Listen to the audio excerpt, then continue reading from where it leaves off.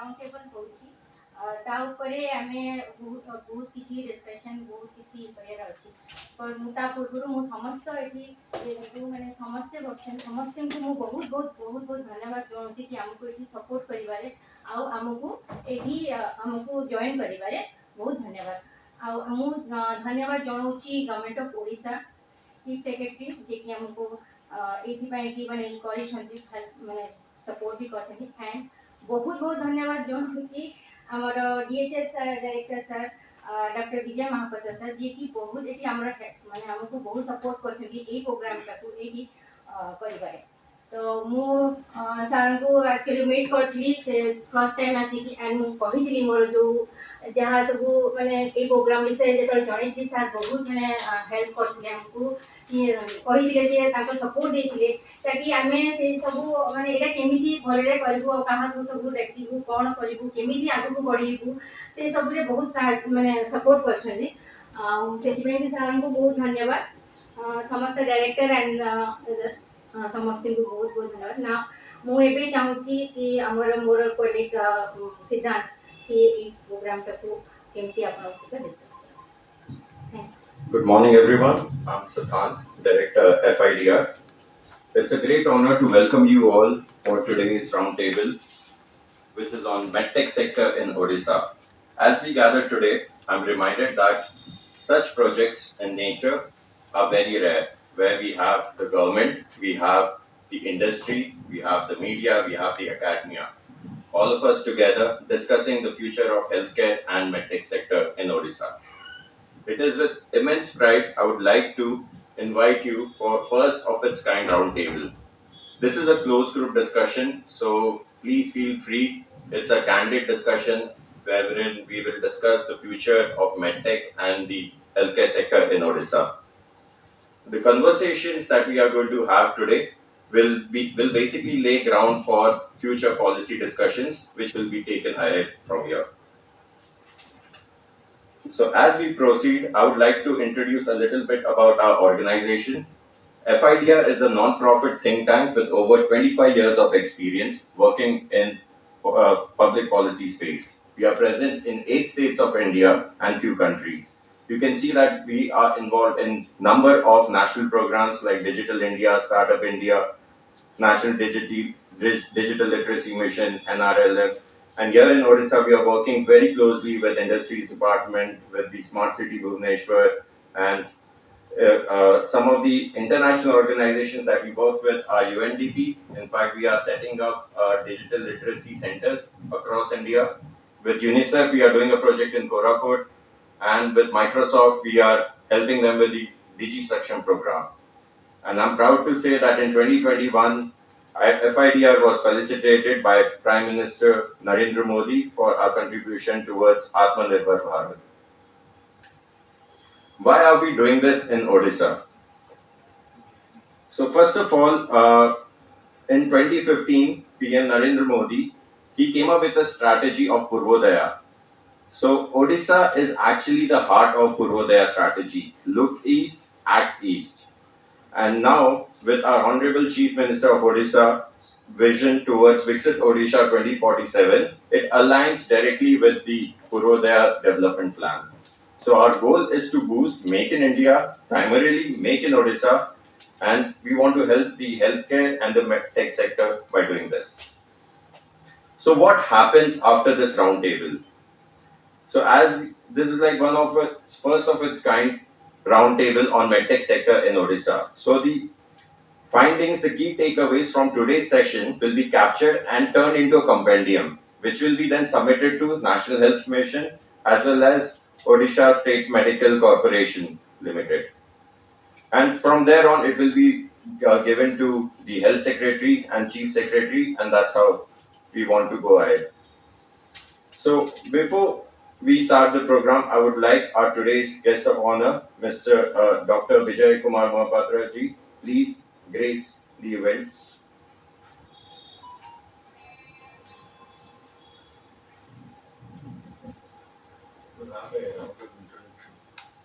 Yes. I'm Dr. Vijay Mahapatra, Director Health. Dr. Vinay, Director Nursing. Myself, Kanan Patnaik. I am head operation FID. Dr. Pradeep Kumar Panda, Gopavandhu Academy, Government Policies. Sudeshna Mishra from Augustins. LB Gautam from Transnesia Biomedical Limited. I'm Jyotwani from Transnesia Biomedicals, Bombay. Dr. Mukesh from I'm the CEO and co-founder of SVF Medicines Private Limited. Myself, Dr. Sudhanshu Pradhan, Joint Director. I'm Dr. Priyanka, Vice Director, Children Health and Family. I'm Dr. Amrish Mishra, Additional Director, DHS Office. Good morning, I am Dr. Ranjan Pradhan, Joint Director, TB. I'm Professor Kishore Das, Adjunct Director, Medical Education. Yeah, I'm Siddhant, Director FIDR. Very good morning to everybody. I was a bit late because since 8:30 there was meetings going on for Honorable Prime Minister's visit on 17th. And there is no program today, but many programs came up. 11 o'clock there is another program, but many people will be there, many colleagues will be there. Thanks FIDR for initiating this because to accept certain facts, we are still a long way to go in medical technology. Everybody know that medical technology is a requirement of the present time regarding innovation and advancement in diagnosis, patient care, and giving the type of patient care add quality to the patient care, and how fast it can be done. If we go deeper, definitely the quality is improved. Number two, we can structure a better care with number of innovations. Uh, but that innovation also should be area specific depending on many component. I will come to that later. Definitely there will be rapid intervention in addition of medical technology in every field, and we will be having better advanced and better non-invasive procedures. For example, I'll tell we have technologies in place, starting from your small thermometer and globes to your robotics and CT, MRI, all diagnostic facilities. These are all advancement of technology. Well, basically, I am a surgeon. Before we remember, in going back in 80s, 70s, 80s, uh, the incidence of vagotomy and gastroduodenostomy was very high because everybody coming with abdominal pain. There is no other way to diagnose clinical diagnosis with a barium mill, and we used to do TB, truncal vagotomy, and gastroduodenostomy. Every OT will be there, 4 to 6 cases will be there daily operated. But when ultrasound came, the TB went down and cholecystectomy went down. Just because of the intervention of ultrasound, and we could detect that majority of the cases are due to gallbladder fluctuation. That's a simple example. Now, that's why many things added to diagnosis and non-invasive method in doing an aspiration, doing a histopathology study, and that has come up, which has opened a new gambit altogether. So it is required when you talk about modern intervention, this is required.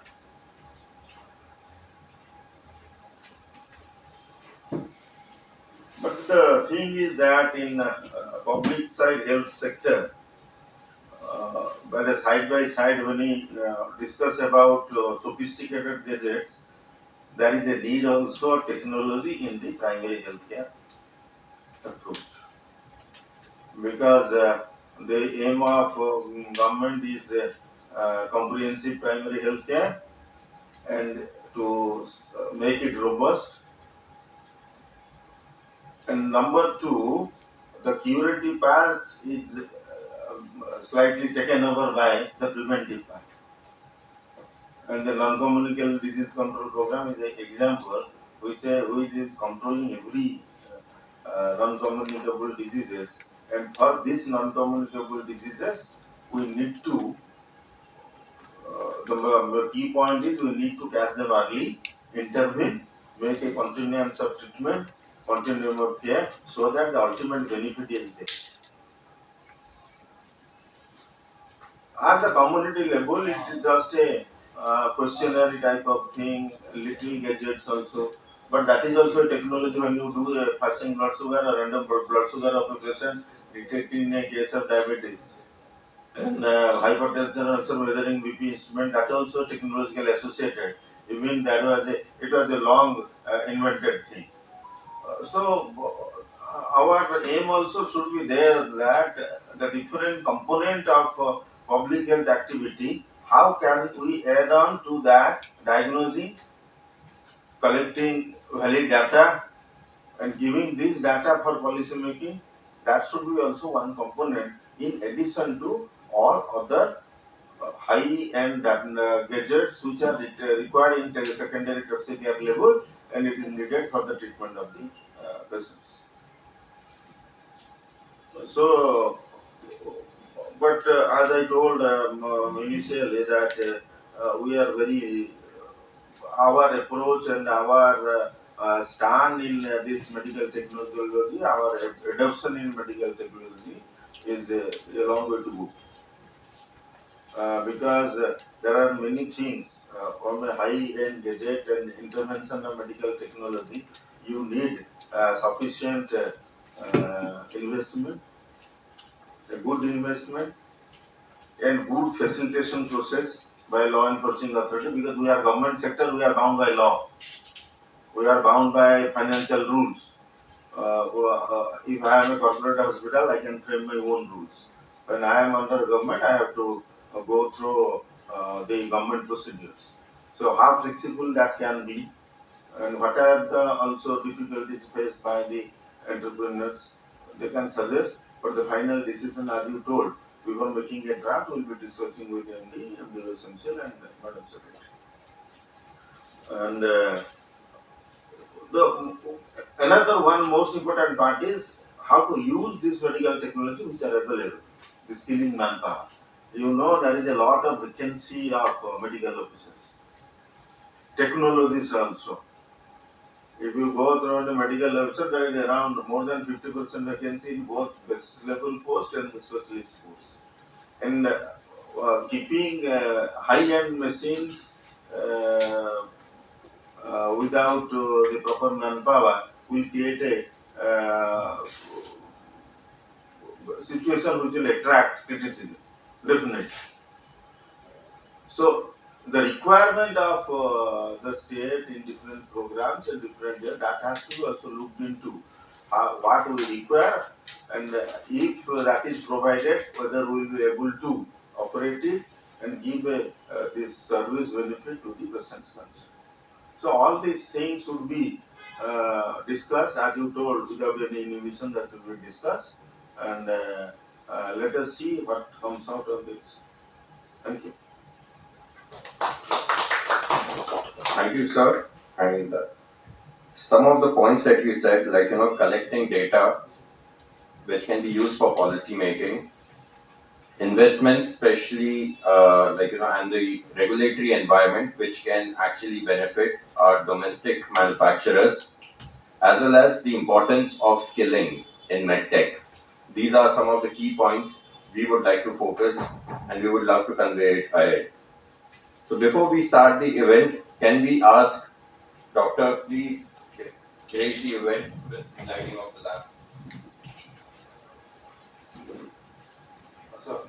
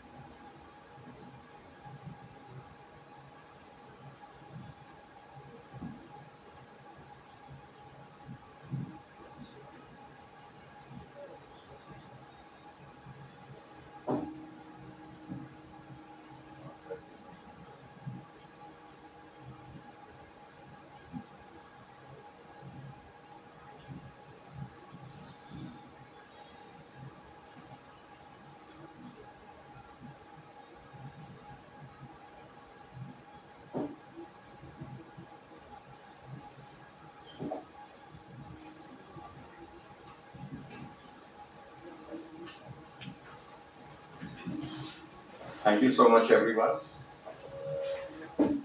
Now we would like to release our report, which is the medical devices industry in India's new era. This report basically talks about the opportunities, challenges, and the future prospects in the MedTek industry in India. So,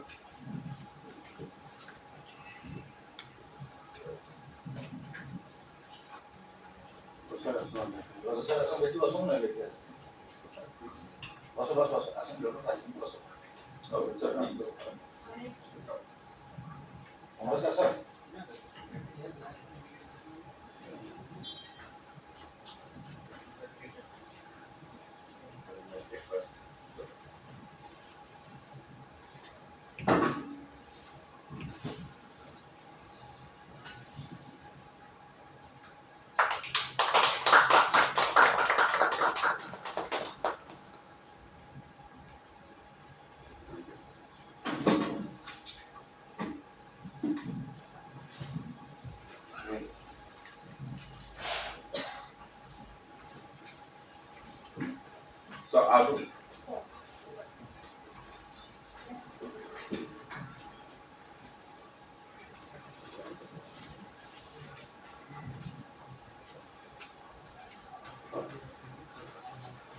Also, to keep the event sustainable, and we believe in sustainability, here's a small token of appreciation for all of you for coming all the way and supporting this event.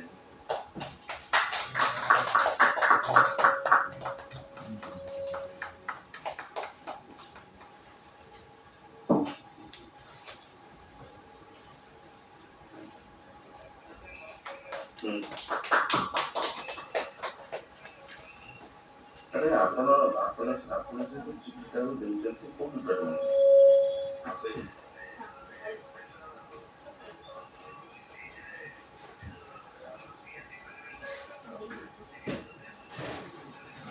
ଶୁଣନ୍ତୁ ଆପଣ ଯୋଉ ଚିଠିଟା ଦେଇଛନ୍ତି ଚିଠିଟା communication କଲେ secretary ଆମକୁ ବି ନାହିଁ ଆମ ବିଲ୍ଡିଂ ସେକ୍ଟରରେ କିଛି କଥା ନାହିଁ ଦେଖିଲେ ଦେଖିଲେ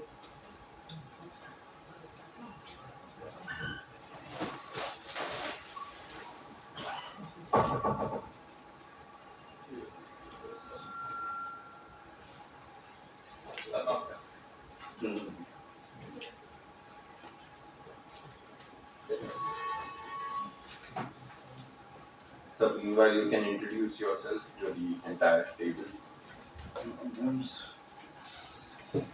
Myself, Dr. B.K. Parijam, Medical Superintendent, RMS, Digital Medical Sciences Professor. Dr. Paita from AIMS. Yeah.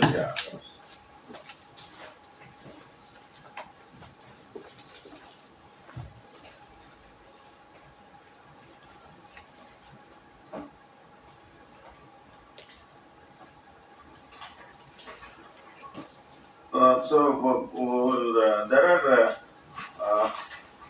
5, 6, no, 7, 5 discussion points. But just for everybody, the agenda you can see. Point number 1 is overview on MedTech and its impact on healthcare delivery, citing a few good practices. And the focus should be there on how medical technology and devices have accelerated healthcare delivery. So the role of medical technology in advancing healthcare or sustaining healthcare and giving quality healthcare, that should be focused. Suggestions from everybody. Then discussion two is making India and the procurement scenario with respect to quality control and quality assurance. Opportunities and challenges in MedTech manufacturing in Odisha. So discussion number 3 is again exploring the potential of Odisha, navigating regularity and compliance frameworks, what I was just discussing earlier. And discussion 4 is the current regulatory requirement, discuss compliance changes and share best practices of navigating the regulatory landscape in India. Then fifth one is innovation in R&D in medical devices from concept to commercialization and success stories in medical manufacturing. Even from the industry. Industry they will be taking up. Welcome Dr. Parida to our roundtable discussion. And we should start with the discussion 1. overview on the MedTech and its impact on healthcare delivery, citing a few good practices, focusing on how medical technology and devices have accelerated healthcare delivery. Yes, sir. So I'll quickly give you the overview. This is the current scenario as of now. India is the fourth largest medical device market in Asia, and it also features in the top 20 globally. Right now, as of 2022, the market value is 11 billion US dollars, and it estimated to reach 50 billion by 2050. If you go to see, the Indian medical device market is driven by almost 70 to 80% imports from countries such as US, China, and Germany. FDI has reached about 3.5 million, which has increased from 1.9 million in 2022. And India is world's fastest growing medical device market, with growing at a rate of 6.35%.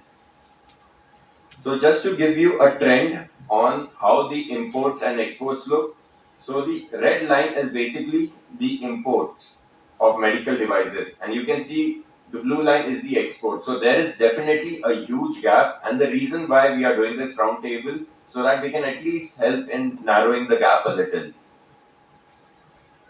These are the key countries from where we are importing our medical devices. You can see China is the largest importer. We are importing from China. Then comes US, Germany, Singapore, and Japan. In fact, this is the slide where I feel that Odisha has kind of missed the bus when it comes to medical devices manufacturing. These are the key medical device manufacturing clusters in India, and you can see the neighboring states are there, like Andhra Pradesh. But yeah, Odisha could have done something, but yeah, there still stands a chance in the space of R&D. So that is something which can be looked at. So when we talk about IVDs, in vitro diagnostics, you can see the market is growing at 4.6%. As of now, it stands at 413 million USD. And there is something very interesting that I would like to focus on, and this is this impact of early detection. So if the diseases are detected early, there is 82% of survival rate, and which is huge. And the only reason why we are not able to do it is because of the prices. The prices of the tests that we do are quite high. So we have done a small cost benefit analysis. So in case of cancer, if you detect early, you are able to save at least 4x of the money that you usually spend on your treatment. And with diabetes, it is almost 5x of the money. So some of the key questions that we have: will giving push to Make in India and MedTech make healthcare more affordable? Are our Make in India products at par with international standards in terms of quality? If not, which are the components that can make a difference? And what role does the state governments, in particular the health department, play in boosting Make in India efforts in MedTech? So now I leave the floor open for everyone, all the experts to discuss.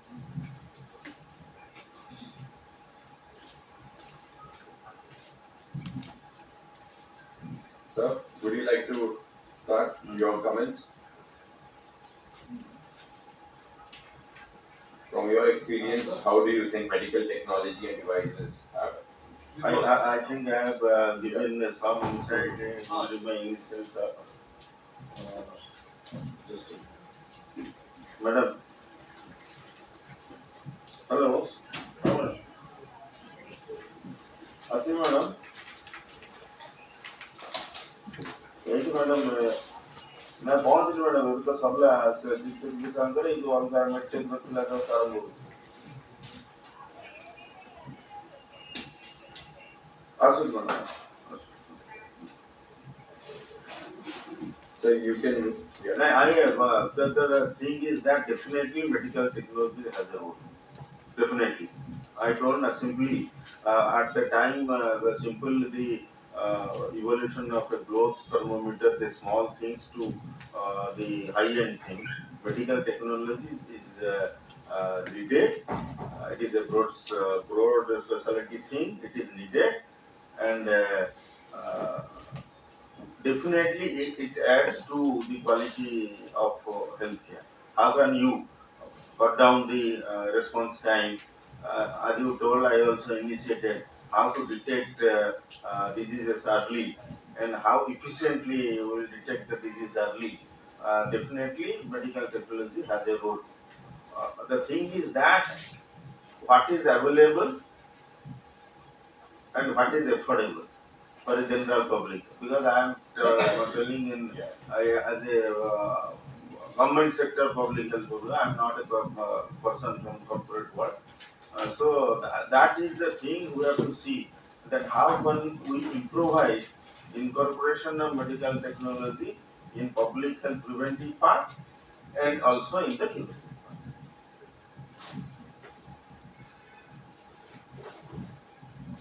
So would you like to say something? Certainly, I will go and come back in 10 minutes. Sorry. Yeah. No problem, sir. thank you, sir. Some protocols has to be followed. Sure, sir. I will. Certainly, medical technology has certain role. So far, I am pediatrician. I am working as presently director nursing, particularly in NICU and SNCU, where the nursing officers they are doing to save the lives of the premature baby or warmer, so far warmer and radiative warmer, phototherapy, and like what VHS told, gloves, thermometer, that's definitely certain role this medical technology.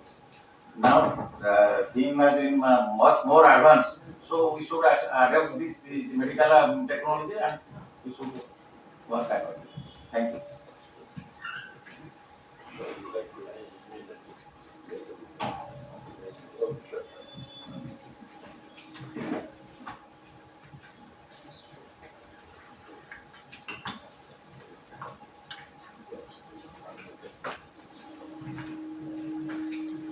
Sir.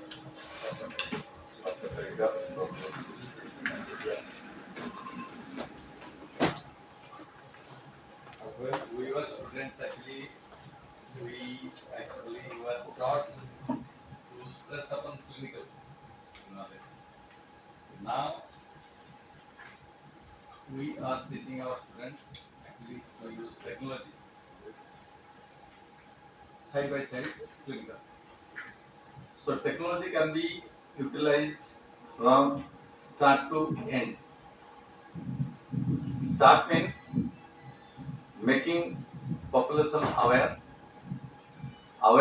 of various conditions like infected to lifestyle related diseases.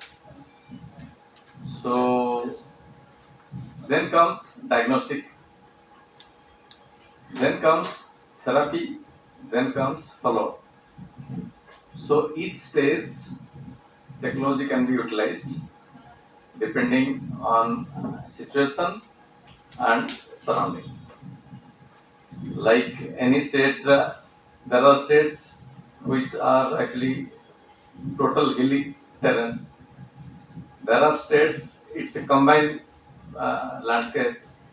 There are states who are rich. There are states which are poor. So general formulation cannot actually be worked out depending on situation and surrounding.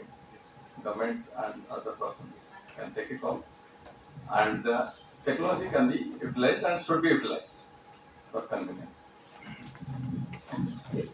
Actually, see, over the years we know that population is increasing. By 2030, we're expecting 6 crore population in Odisha. So to reach that population, we obviously need technology. And if we see the medical infrastructure in Odisha, as we know, there is a need of 5 beds per 1,000 population, but currently there are 32,000 beds. So we're falling short of around 2 lakh beds, and similarly there is 277 uh, 277 diagnostic center, but if we need one diagnostic center for 1,000 population, we need 4,709. So to bridge this gap, technology can play a bigger role, and if you see some good practices we are talking about, there are some good practices in collaboration, like Cognizant and Microsoft has come up with a Microsoft Cloud for healthcare. So if we see that in that cloud you can take latest technology in MedTek. Similarly, IIT Bombay has partnered with Blockchain for Impact. So in that, there is a I think 9 million investment, and they're aiming towards 15 million investment. That is only for medical healthcare technology. So that can address urgent health challenges and basically focusing on advanced biomedical innovation. Similarly, Telangana government in the country, they have they signed a MOU with World Economic Forum and Niti Aayog, basically. So, as sir was saying, the focus is medicine from sky. So we know in our Odisha also there are hilly terrains on reached areas like due to flash flood, Malkangiri is unconnected. So we know there is many areas in Malkangiri, on Nabrampur, all this KBK region that is not reachable through normal communication. So we need drone delivery of life-saving medicines from there. And during COVID-19 also we faced many challenges to reach that COVID-19 vaccine to that end people. So medical devices and medical all these things, if Odisha government can partner with all these institutions for developing its medical term, then we can reach to the far in peoples, and specifically we know that there are 10 aspirational districts in Odisha. If you Balangir, Bodh, Rayagada, all these 10 aspirational districts, and in that 10 aspirational districts we have around 20 aspiration blocks till 29. So in our focus is to reach to that 10 aspirational list and 29 aspirational blocks, because when there is Niti Aayog Delta ranking every time, we see in health infrastructure those the blocks and districts rank low. So if we want to reach to those blocks and districts, definitely we have to use medical industry, medical technology, and I'm a student of economics, and in economics it is said when you use technology, you can increase the scope and reach. You can reach to n number of people using those technology, and as far as latest technology we can use, we can save the devices, and uh, nowadays due to reach of many diseases, focus should be on prevention. And prevention, and we have come up with many like digital devices like telemedicines, Practo, on all these platforms. So if we collaborate with such companies like Practo, we can reach to those people, those blocks, those areas. So our focus would be by using this technology, you can reach to those people. So making it accessible, like Yes, more affordable and accessible. Ma'am, would you like to? Yeah, I actually reached late, but I couldn't go through your presentation. But I want to submit few points before the chair that we are all concerned about out of pocket expenditure. Our government is doing a lot about out of pocket expenditure with respect to drugs, distance treatment, and decision making. Okay, we have ample of schemes, but these manual intervention schemes should be transformed into digital interventions. And how it is possible for transforming this manual intervention? Suppose we have a software for drug tracking. Okay, how user friendly it can be made at the PSC level, Ayushman Arogya Mandir level, that we have to look into. Now we have till CSC level, we can look into it. But how the common person can know the drug is available by just going through the mobile, like e-blood bank services. The drugs are also available, and I should reach out to the doctor or the hospital healthcare facility.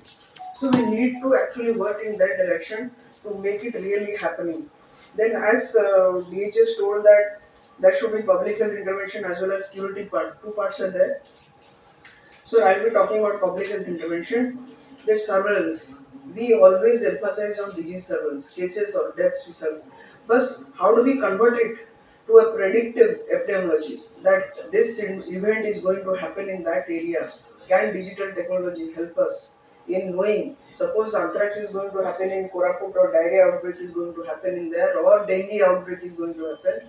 Can it be a predictive epidemiology through digital help or through some technical intervention so that we can know prior to its happening?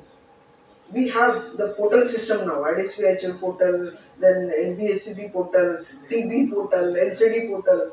Why these portal systems are not merged together to have a single platform in which if one clicks, then he or she may find all the answers. We have different portals, like 10 to 15 portals, all are different. Schematic programs, like DPH is having 32 programs, which once he clicks one switch, he should know that all the events happening under TB, leprosy, NCD. So he is the master. So he should know. So why that digital transformation is not coming? Why we are compartmentalizing all the things? Then again, ICBCC, we are still dependent on poster, banner, leaflet. Why can't it be transformed into something digitally? Like electronic boards are only available in what urban areas. Okay, in local language, electronic boards is available in the solar powered boards. If available in the rural area, in a local dialect, they can understand. हमको English यहाँ समझ में आता है वो ये समझ आता है लोकल पीपल कैसे समझ में आएगा so we have to plan something like that so it is actually understandable by the local community okay because we have a culture 62 types of tribes with different dialects okay cultures are different traditions are different so we need to work on that using this digital technology capacity building we are training a lot of persons medical officers paramedics where we need to have a what database of those trained persons like cardiology sir is a cardiologist ICU trained doctors are there then in our epidemiologists are there they're trained so those persons where are they and where are they functioning now if we get hold of them we can utilize their services when disaster happens or when some need is happening equipment instruments I think the clinician can tell better a simple digital thermometer should be calibrated, isn't it? That we need. Calibration, timely or calibration of the equipment instrument that are provided by to the medical colleges as well as district headquarter hospitals to the laboratory should be calibrated in time.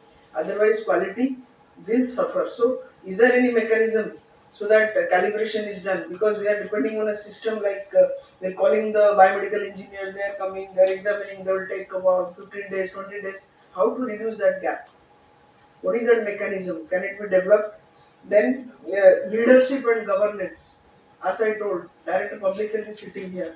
So by the click of a button, you should know what is happening where, and that should be uploaded by the district teams. So we have 4.919 crores of population, 30 districts, 1700 reporting units under IDSP. Can he with a single click can he know यहाँ diarrhea हो रहा है यहाँ anthrax हो रहा है ये हो रहा है we should develop actually that type of digital technology or imbibe that technology into our health system. Then leadership for leadership, like director public health, CDMOs, directors and all, they should know. There should be a dashboard like for their information regarding all programs, whether it is NTD, neglected tropical disease, or any other program. Then coming to the environmental surveillance, which is an important point now. Climate change, we are lot talking about climate change and then climate change related diseases we are only discussing but it is not actually transformed into actionable points can it help any technology can it help us in transforming those implementable action points into a real thing real time in form of database in form of what asserting that facilities like solar panel कहाँ कहाँ लगा है और that department is different energy department is different health department is different where do we merge together okay. How many solar panels? So LED lights, they're talking of LED lights, solar panels, green, making the green. How can we combine each other or know the things from their department? Health department should know. They're only emphasizing first में करो, इसमें करो, उसमें करो. लेकिन कितना किया है? How much and when? When they did it? Where they did it? Those questions has to be answered through digitally. अभी हम मोबाइल में अगर गूगल मास्टर से सब जान सकते हैं. Why can't we have a this Google Master like? Just click a button and know everything of the every department. Intersectoral collaboration in the true sense we say that's a real time intersectoral collaboration. Otherwise, we will wait for a meeting, then discuss, then the minutes will come out, then the actionable points will take around 1 or 2 months. So why can't we be expedited through digital technology? I think these are the few points. And again, international this research methodology has to be changed now. Research methodology, which is more what to say, उसका speed बढ़ा दो. ठीक है, research methodology जो होता है descriptive study, cross study, ये study, I think this a time to think now how do we change the study methodologies so that we know the things or the outcomes to change to bring out some policy changes. We need not wait for 6 months, 1 month, or 5 years for the study to complete, then the result to come, and then to make any policy changes at the government level. How can we be fastidious? So through this technology only, devise something which these studies, interventional studies are going on. Many of studies are going on, isn't it? But we are not getting the results in time. So with digital technology, we can do it. So I think these are the points I want to make. Thank you for giving us an opportunity for speaking. Thank you. These are some really insightful points, man. Thank you so much for telling us. Can we hear something from our industry folks? Sure. Uh, I will pick up these words, when you talk about medical technology, you talk about devices, and you talk about healthcare delivery. I think there are three things. Number one, everybody today, whether it's the medical professional, a doctor, director of health services, director of medical education, surgeon, technicians, paramedical, they are looking only for one particular word, which they call it turnaround time or convenience. They want the patient when he comes, he should immediately get the treatment. And to get the treatment, whatever diagnostic tools are which are, it should be conveniently available to them. If the patient goes, he wants his X-ray, he wants his ultrasound, he wants his blood test report should be given immediately. That is what turnaround time. Everybody is looking for convenient method to get the health care delivery. Okay, as I told you, doctor decision maker, and it is possible. It is possible with the help of gadgets, with the help of medical devices. There are devices available. Only thing is the supporting thing which is required to operate these devices and to get the results on a cloud-based technology, that is not available. Today, you see, India has progressed a lot, and I would not agree that Odisha is behind. I would say some of the things Odisha is number one, especially in our company, what we have done, and I have a proof of that. Uh, One is today you see we have a surgeon, we have pediatrician, we have cardiologist. There used to be one operation in a week or maybe in a 3 days open heart operation. Today, Dr. Panda, who is also from Odisha in Bombay, he does 10 operations a day, 10 open heart operations a day. Medicity Medanta, Dr. Rehan does 30 operations a day. Dr. Shetty does 25 to 30 operations a day. What is it? It is purely because of the progress the country has made in terms of medical technology. We have the best surgeons, we have the best cardiologists of the world, I would say. I don't underestimate our country at all. There's a tremendous potential in this. Only thing the system does not allow. And if we have a system properly based, all things are possible. So from the system, what BHS mentioned, being a government organization, they are looking for an affordable. And to get an affordable prices, uh, systems, tests, results, you have to devise and promote Indian company which understands Indian market. India, as Madam mentioned about the culture, the Odisha culture is different. It is not like California. So you have to devise, you have to design, and you have to run the system in such a way so that the cost per test, the expenditure per patient, it comes to minimum. And that is possible only when the government of India and the government of Odisha promotes the concept of make in India and locally available product, then it is possible. That is one. The third thing is about monitoring. See, everything is available, but how do we monitor it? Data or the results. And there are some technologies are available, like in Tamil Nadu, they have incorporated in Tamil Nadu Medical Services Corporation. They have gone for a software which costs around 8 crores, in which what they have done, they have added and combined all the laboratory instruments which are located in district hospitals, in rural hospitals, in taluka hospitals, in urban primary health center, as well as wellness centers.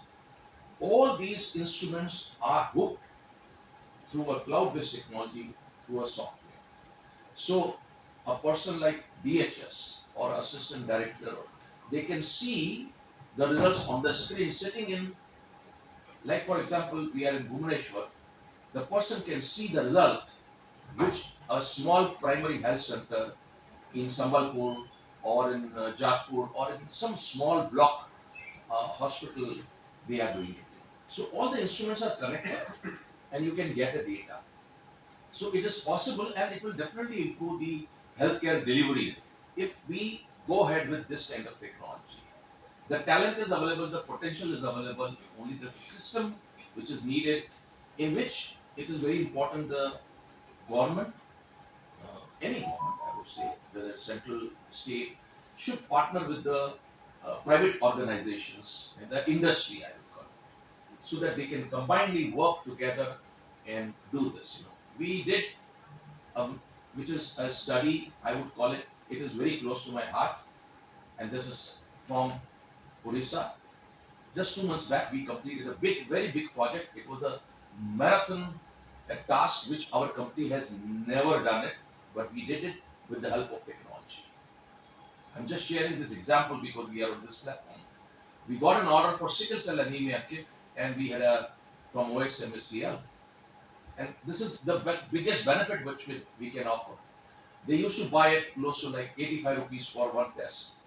We have made in India, we made it in Vizag, we were able to offer that 43 rupees, half the price. The government of Odisha saved. But we never had an experience. This was the first time, that was the first order of India. We got it. The first order of it is the first batch which we made, that was to Odisha. And we had to deliver it in 30 days. We got an extension of 15 days, but we had to train 1,300 social workers in 29 blocks, and these are very interior places which we were able to do it only with the help of technology. We made a QR code and we gave them a QR code. All of them, they had this device, all the social workers, all the technicians, and they were able to see the video. We programmed the video in Odisha. What madam said, absolutely right. It is very difficult for anyone who is like 300 miles away from this place to understand how to perform this test, sickle cell anemia kit, because Odisha has very high incidence, Jharkhand and Odisha. So we gave them it and they were very happy. It was an ODI language and they did it. So it is a technology which but we thought of, and in that we got a very good support from OSMSCL and all the doctors. Uh, they helped us to conduct this and we finished it training 1,300 people, a batch of 60, 80, 100, which we did. So it's because of the technology we were able to do. That's why I thought I can share. Great, sir. Thank you very much. Lovely insight. Sir? Yeah, I think most of the points are covered. But a few things I just want to focus here. The most important part, first thing is the medical device. So medical device rule, because we talk from the regulatory perspective also. Because previously, most of our products are being imported, and since 2017, the medical device rule has come. So medical MDR 17. So the most important part is that it's a very dynamic ecosystem, because nowadays we are bringing IoT products, we are bringing non-invasive products. Previously, most of the products were invasive product, non-invasive dye technologies was there, but now it is not. I mean, mostly it's like thermal technology is coming, or photonics are coming. So different technologies are coming. So the regulators also, there are different classes like class A, class B, class C, class D. So under which class you have to put your product? If it is an innovative product, then under which class you have to put your product? So it takes lot amount of time, because you need a collaboration with the regulatory authorities also to get the idea whether the product under which category it will fall. And there will be a lot of queries, so it and what and how we can reduce the time, because generally to bring the most important part is from the conceptualization of the research, what we generally do from the conceptualization of the product till your products can get into come to the market. So there are different phases like conceptualization, then the feasibility of that particular product or the science of the research. Then again, technology readiness level. If we have to make your product before prototyping, technology readiness level 1, 2, 3, 4, 5. Then finally you have to go to making the product, the prototypes, and the next phase is a preclinical validation of the product. So that also consumes a lot of time. So once the preclinical validation is over, then you have to come to the clinical validation. So where the ethics committee is also involved. And once the the clinical validation in phase one, phase two, phase three, phase four is over, then you have to go for like again regulatory submission. Yeah, under regulatory submission again, like your different tests are there, like different products. So you'll have EMI, EMC validation and safety data sheet will be there. Then if it is a software, for the software validation report is also required. So a lot of things in the form of a CTD, common technical document, it has to go to the regulatory authority, and finally you have to address the queries of the regulatory authority. Then you have to go to the market. Then again comes the PMS, post marketing surveillance. So it's a complete like cycle. So we have to have an ecosystem here wherein, so we get the information. So the researchers, the academia and the industry, the regulators, they all of them they come in one place. So wherein they like support each other and grow vertically.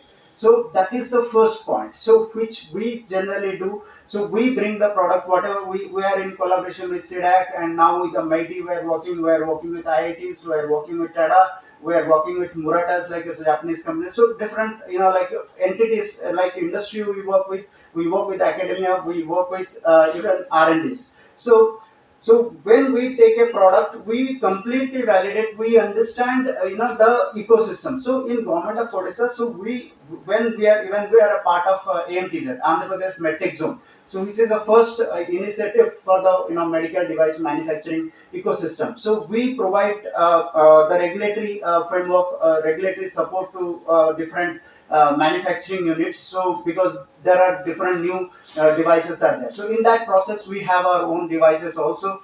So like our oral cancer screening, breast cancer screening device. Now we're working with SIDAC, like for some of the diarrhea detection, because it's a very big challenge actually. So instantly you can detect the diarrhea. So there are like ecosystem. There should be an ecosystem in place wherein all this product development life cycle can be addressed. So under one umbrella, everything can be addressed. So once someone is coming up with a concept, so he has to go the product to the market actually. So and there should be players so who can tell you or guide you to take the product to the market, which is very very important.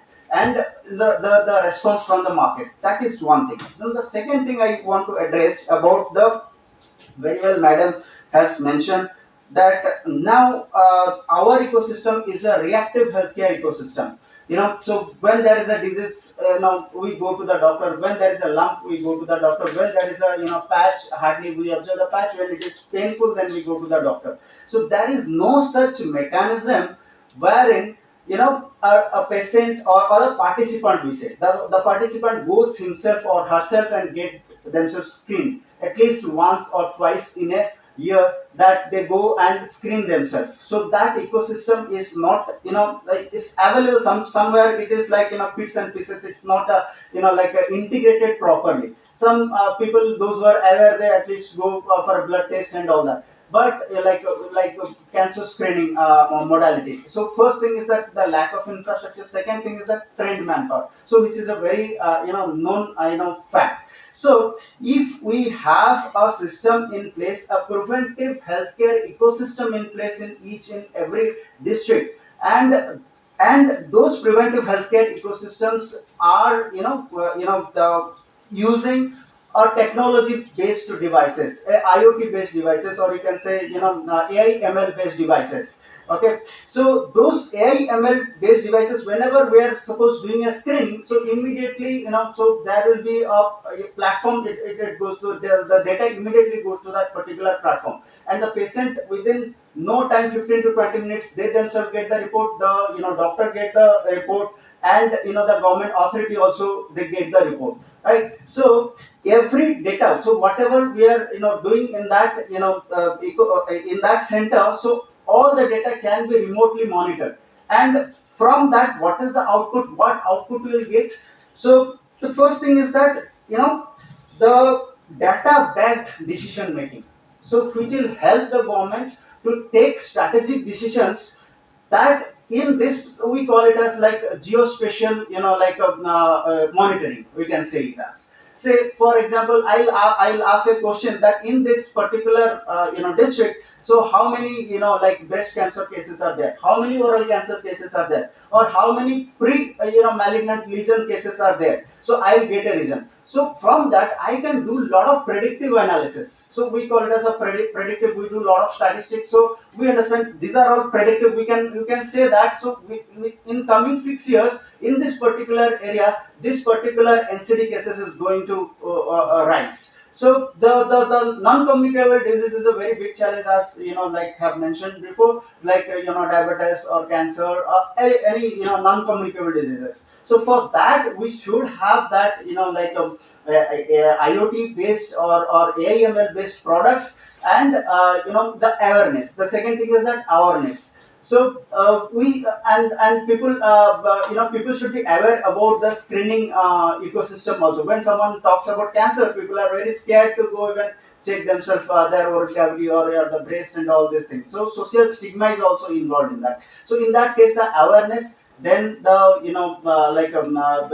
we should have that particular center in places. So and particular monitoring also, we can do proper monitoring. So I think that is a like a gap. Very well. So which we can address. So one is industry perspective, and the other thing is the implementation perspective. And whenever we are taking any product or bringing any product, so we should have a like a collaborative ecosystem wherein you can go and very easily get the support in terms of clinical validation, and in terms of like field trials, you can say. You have to go to the field and you have to get the trials done. So that ecosystem is lacking. I think if we all sit together and make an umbrella under one umbrella, and we come with an idea and go with a product, so which is beneficial for the society as a whole. Yeah. Thank you, Thank you. sir. We have Mr. Kalyan Mohanty from APCOL. Thank you so much, sir, for coming and supporting the roundtable. Sir, this question, building a MedTech ecosystem in Odisha. So we want your views, because yeah, this is a very rare opportunity wherein we have the government, we have the investor side. I mean, yeah, people who are looking for investments, and yeah, we have the investors as well from the manufacturer side. So please address how can we create an ecosystem here in Odisha. Thank you. First of all, good morning to all dignitaries present here, doctors and academics and industries. So actually, I am from the industry sector, and I can like to give some insights that how government of Odisha is gearing up to facilitate this upcoming, you can say that sunrise sector in that manufacturing sector in medical device, and to develop the ecosystem. So I will take just 2 minutes time, sir. First, government of Odisha in this new IPR 22, that is Industrial Policy Resolution, has taken this medical device manufacturing system as a first sector. So first sector means it is the highest priority sector for the government of Odisha. So in this sector, what we are offering, Suppose a medical device manufacturing company is coming to Odisha to set up a manufacturing facility, then straightway government of Odisha will offer them 30% capital subsidy. But it means without any upper cap. Suppose your investment size will be 100 crore in plant and machinery, and to develop your ecosystem, 100 crore you are investing. Government of Odisha will give you 30 crore in 5 years time. Each year 6%, so 30% you will give direct. You can say that the cash you will generate in 30 years, in 6 years time without an upper cap. If your investment will be 1000 crore, then you will get 300 crore from government of Odisha. That is the single biggest benefit government of Odisha is offering to make your investment really, you can say that technically or economically viable. Next, we are offering the power subsidy. So, though power, any manufacturing facility needs a good quantity of power for their manufacturing base. So, in the power sector, power consumption, we are giving 2 rupees subsidy per unit. Our power cost is 6 rupees 25 paise per unit. We are giving 2 rupees. That means your power cost will come down to 4 rupees 45 paise. Then we are giving quality certification subsidy 10 lakhs per unit.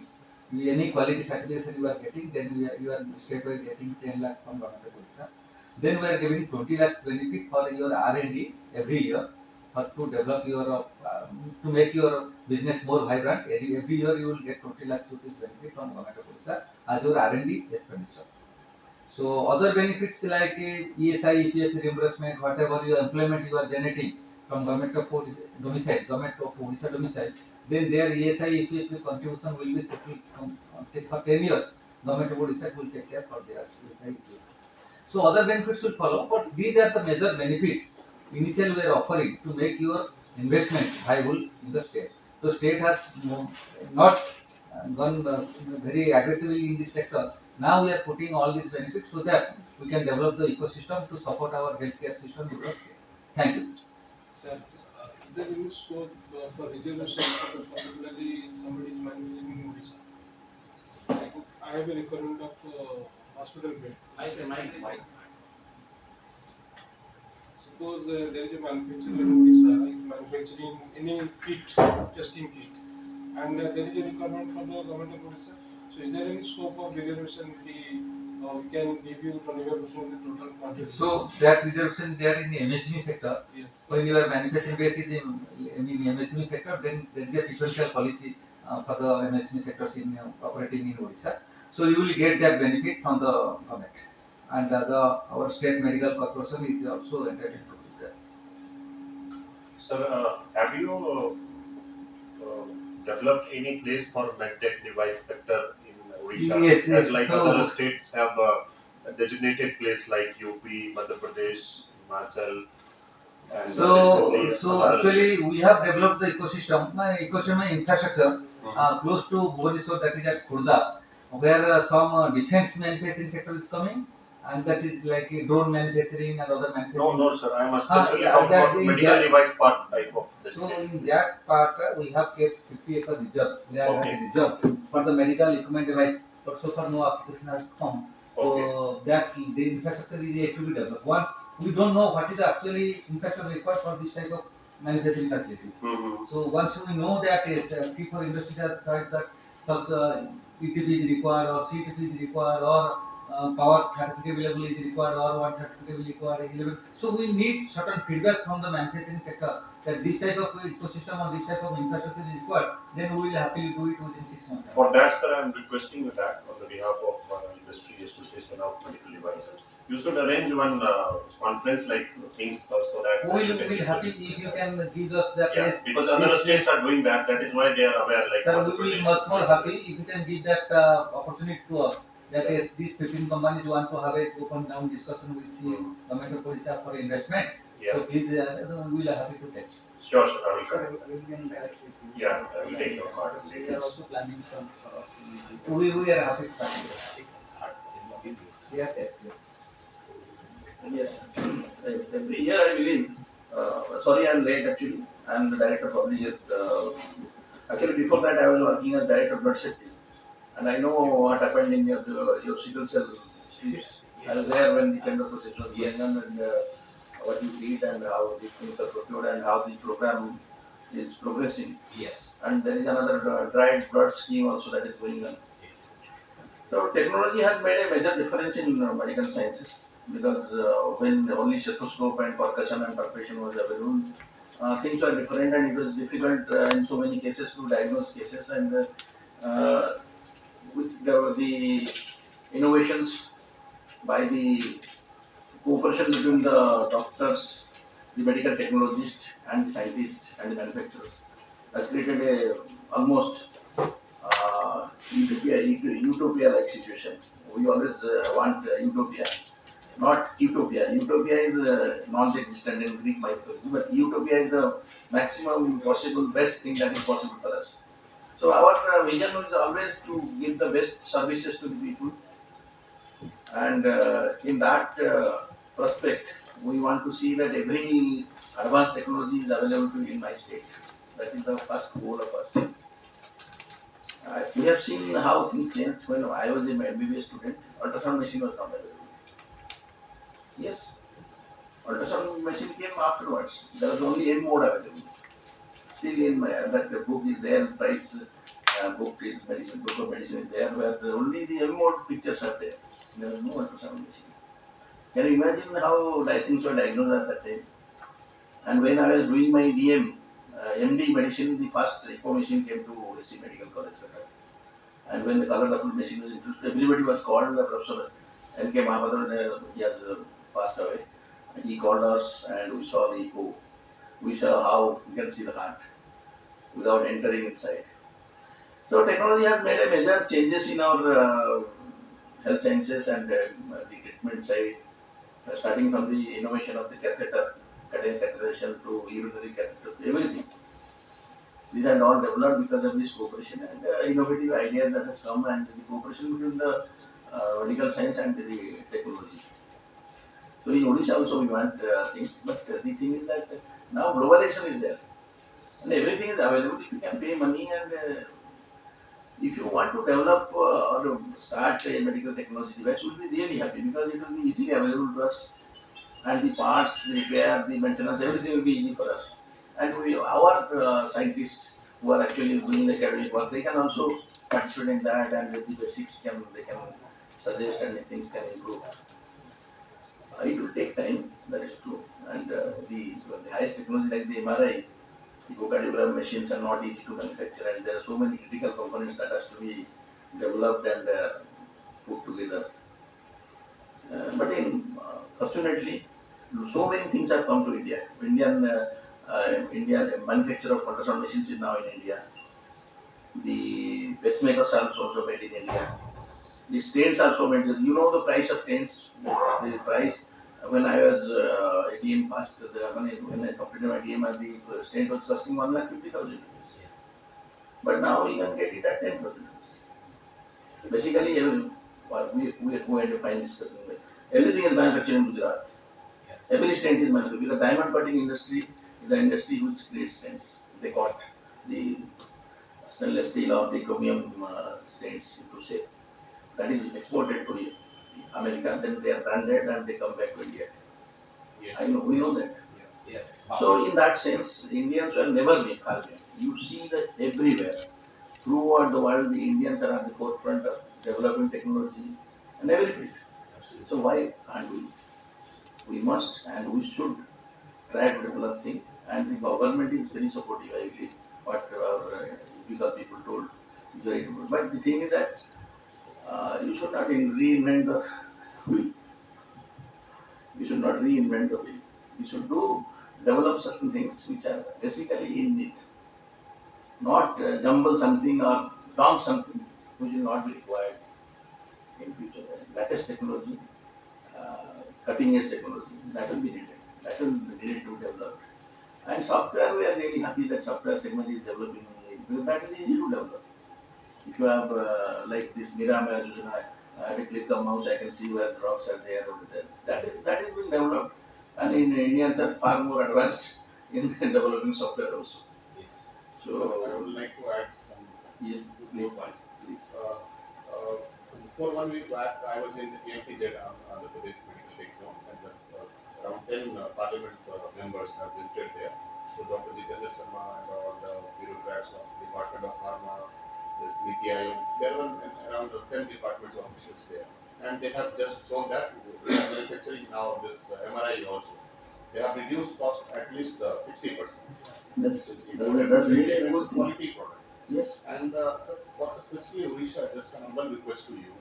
We are the largest manufacturer of India, but still old technical persons, or you can say that especially doctors, I'm not criticizing, just giving the honest feedback.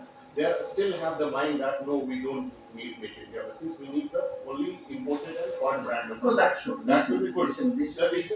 Just give me 1 minute. The thing is that once they have mindset is pre-developed, I'm just asking that you try that. You reject n number of times, but don't write that you need USFDA machine or you need that, so that Indians will never come with mindset in manufacturing in India or Gujarat or Odisha, right? Unless and until you change some policy or something like that, as others are right. Like Tamil Nadu is one of the finest state. They are never writing in any tenders USFDA or this, but they are the highest procurement quality standard agency in not in India, whole Asia, whole India, and whole world. So you can take an example like Kerala. But in some state like Odisha, they are always thinking like that foreign brand oblique USFDA. So I'm just requesting to all the technical experts to go beyond the level, visit the medical device park, at least AFTGen, then you have the idea about that. What is manufacturing inside that and what are the hurdles? If you will not give the chance, especially in the policy making, the device sector, especially Sir has told Kalyan sir, that they are inviting. Odisha government is giving subsidy, but industries like we manufacture, we are not interested in subsidy. We are just interested to give the chance at least. Otherwise, we are self-sustainable company and we can do that. Just humble request and humble solution. Thank you for your Sir, to this, I just would like to add one point to this. It's not that like the USFDA every time it is like accepted or the regulatory will accept immediately, because we have a very good experience in the last year. So there is a Japanese company. So I mean like they have like acquired one US company, and it is a device that bedside monitor in the ICU. So for that, they wanted India entry, and they have the USFDA approval and everything. So when we applied to the regulatory authority, so they said, despite whether it is USFDA or what, so we are not bothered. We have to give the Indian data. So like whatever our I mean to say our like rules and regulations after this medical device rule 17 has come. So it is very stringent. The scrutiny process and everything is so very stringent. Nearly 8 months they took for the like approval, and queries, multiple queries they have asked, and finally you have submitted the clinical validation data in Indian population and all, and finally they gave the approval. So it's not that every time the Indian regulators also they ask for the USFDA approval means it's the best thing. So now they also scrutinize very like a pakka way to see the safety, efficacy, and all the details. Yeah. Thank you, sir. Thank you for the input. Actually, I have been a part of this procurement system for a long period. There are so many meetings we are attending and seeing. It is not FDA or which certification that comes. Practically, we always see our biomedical engineers there, essential and NHM is working, and we always see the quality of product. It is already tested in the field, and the I will tell the regulatory system in India is little bit lax. I will not tell because we have been facing so many times. There is a you may get a certificate from India, but if you get a certificate from a outside country, it becomes difficult. You have to maintain that type of quality certification, and in the field, it should prove itself. That is the only criteria. I have like this sickle cell. We tested so many 5 variety of drugs. Yes. Everybody has got a certificate from some ICMR. Yes. Every ICMR is able to give a certificate. So we had a policy that ICMR should certify this is working. But what happened? They have given letter. I'll show you letters. They have given everything is okay, but the band is faint. If the band is faint, How can you give the quality? Yes. Quality assurance. If these type of certificates are given, we cannot accommodate them. That becomes difficult for us. Sir, That's why we always not MBA. In Odisha also, it depends on your mindset, but mindset has changed. I'll say if the quality product is of good quality, people will accept that. Sir, I will be differing on this point. Reason behind this, our quality is always past that. I'm not talking about substandard Indian materials or other things. We are supplying at least we are supplying at least 1 lakh to 2 lakh instruments all across India, and there is not a single complaint now. But thing is that In Odisha, you have failed. no. Odisha also supported that. We are very happy with all Odisha bureaucrats and other things. But since last 2 years, it's specifically mentioned in all tenders USFDA, and we don't need USFDA because we are not selling to the USFDA. And before 2 years back, even COVID also, we were the largest suppliers to Odisha Medical Corporation. Now we are not able to participate since last 2 years because specifically it's written USFDA, and we completely sir, differ on I this know point. the issue. It has started with the CBC 5.0. So when you from Sir, process, quality can I'm fail in telling the you, USFDA also. I have a number of data. when you are with space, you have insisted the committee to make it US subjects. That is what when space is out from your side, then you are saying to make it on. So stance taken only one time. You cannot go away. It is with you can Yes, go. yes.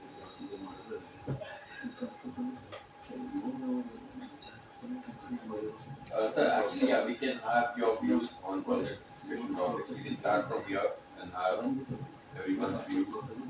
We've covered a lot of I topics. just want to thank Yeah. for at the outset you told that 80% instruments the gadgets are being Yeah, imported from imported. outside.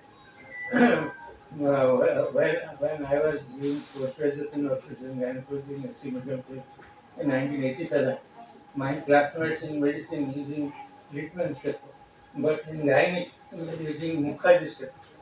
Till date, I have that functioning Mukherjee stethoscope. I am listening very well to Peter Hudson with that. We change up that Robert Lee only. This is still that functioning. So previously I was talking of brain drain like that. Many people are drained out. But actually this is I support and I love indigenous India. Only this example I am citing how the Mukherjee statute till date is functioning so well. So many gadgets, like our director pointed out, technology have helped us. Simple cesarean section were tying breeding points with the plain cat, but now with cathetry, the cost and the time has reduced. Laparoscopy and ultrasound helped a lot in OG. And we are monitoring this. When I was in charge in a community health center, I was monitoring activities by video call. No one can cheat. No one can cheat. I was seeing my old hospital through CCTV. I pointed out why there is a dog sitting in front of the living room, everybody got accidents. So these are small things, but technology have helped us a lot, and especially I want that what the madam pointed out, there should be a broad technology for early assessment of this diagnosing or anticipating some problem and analyzing that in data, especially for Odisha. We want to analyze the data, and the director should see it in his office, a comparison and the comparison data, so that he can take immediate action as per the data. Thank you, sir. So, please. So the technology has been doing a lot in the sector in Odisha. As you know, there are many digitized database for insulin screening in the community. They have already screened 3 crore population in the community for diabetes and certain common cancers. The quality of screening for cancers matters because the diagnosis has to be made in a tertiary care hospital. Life will make it easy for the people in the community if we have some technology in the community, because when the physician is saying something, the patient is not believing on the eyes of the physician, they require a technology support, X-ray report, ultrasound report, blood report. that will support the evidence that he is having, like he is having cancer. Take an example. Suppose somebody is having oral visual examination for oral cancers. Somebody is doing a thermal imaging of some lesions in the oral cavity. The clinician is palpating the breast for breast lumps. When somebody is doing a thermal imaging of the breast less than 1 centimeter lump is getting detected. So that will build confidence upon the patient as well as the physician to get it evident that it has to go for a biopsy. So that will make the lives easier. We want such type of technology in the field because for this 4 crore, about 4 crore population in Odisha, we have to do a lot. And our facilities has to be ready because the infrastructure, as you were telling, infrastructure are not ready to take the biopsy or the upstairs or oral cavities swabs we are not taking. So that's why patients are dying because of delay in diagnosing the disease. Right. 60% of cancers are dying in first year Yes. because there is a lot of delay between suspicion and confirmation of the diagnosis. That madam was telling about out-of-pocket expenditure. That happens because of when she is coming up with suspected cancer, coming to Acharya area, roaming out in different laboratories, another 50-60,000 is expended. And he or she is into a loan, selling one piece of land, they are coming like that. So if that can make it easier, this technology can make it easier to have confidence. Suppose a CHO is doing a visual inspection with acetic acid examination. If it is evident with the imaging that can be captured in a colposcopy, and if the patient is referred to a gynecologist sitting in a CSC or a DHH or a SDH, the sample can be taken, pap smear can be taken and that can be confirmed. Patient need not run hither and thither to get it diagnosed or surveillance. So for that, those solutions has to be there in the field. We have been doing a lot, and the database. Like I'll come to the discussion point number regulatory and compliance frameworks.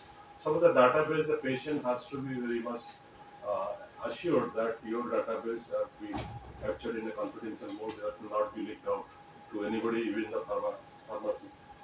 During the pharmacopoeias, they should not access the data, and the identifiers has to be kept secret. That confidentiality has to be maintained. Those things has to be there. And the standardization of the instruments, may it be ISI, may it be G or C, whatever the licensing are there for the instruments, has to be there because we are very much dependent on that. Not merely US FDA or DGC. Right. We will not discriminate between that. But I am very much aware that Make in India is in progress. And there is an age coming in another 15-20 years. Technology will be very much into medical science. Yes. And there will be clinical decision support system will be there very much. So even the doctors can be pulled into court if they are not compliant about the DGCA. Clinical decision support system, they are not compliant with that, they may be pulled into the court. Right. That can happen. And it is coming in a big scale, like Singapore, like Japan. India is in that way, in that one. Because a lot of budget in IT sector, DIT, Directorate of Information Technology and other things, they are also using that. So for that, some of the instrument equipments, like the agencies, there is a lot of monologues are happening.